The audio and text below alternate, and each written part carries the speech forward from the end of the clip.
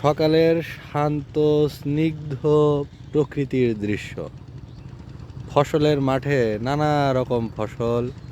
এখানে ধানের জমি প্রস্তুত করা হয়েছে, আর এখানে দল বেঁধে সারি হয়ে দাঁড়িয়ে আছে এক দল সাদা বক। বক দেখলে একটি বাগধারার কথা মনে পড়ে, সেটি হলো বক ধার্মিক। বক ধার্মিক একটা কথা রয়েছে, বিড়াল তপস্বী একটি কথা রয়েছে।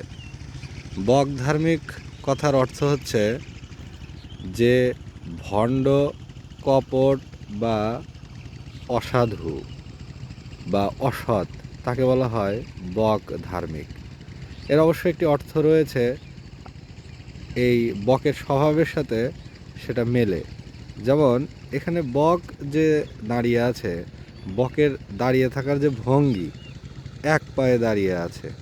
এই যে এক পায়ে দাঁড়িয়ে থাকা এবং শান্ত, মনে হচ্ছে যেন তারা তপস্যা করছে, ধ্যান করছে। কিন্তু আসলে কি তারা ধ্যান করছে? মোটেও তারা ধ্যান করছে না। তারা আসলে খুবই শান্তভাবে মাছ ধরার জন্য বা শিকার ধরার জন্য চুপ করে দাঁড়িয়ে আছে। তাহলে আপাতভাবে তাদেরকে দেখে তপস্বী, তপস্যারত মনে হলেও, ধ্যানরত মনে হলেও আসলে তাদের উদ্দেশ্যটা ভিন্ন। তাদের উদ্দেশ্যটা কিন্তু শিকার ধরা। এই জন্য বলা হয় বক ধার্মিক। আবার বিড়াল তপস্বীর ক্ষেত্রেও সেটা সত্য। বিড়াল যখন চুপ করে থাকে, তখন কিন্তু শিকার ধরার জন্য বা ইঁদুর ধরার জন্য চুপ করে থাকে। তাহলে ওটা কিন্তু বিড়ালের তপস্যা না, ওটা হচ্ছে বিড়ালের কপটতা, বিড়ালের একটা কৌশল।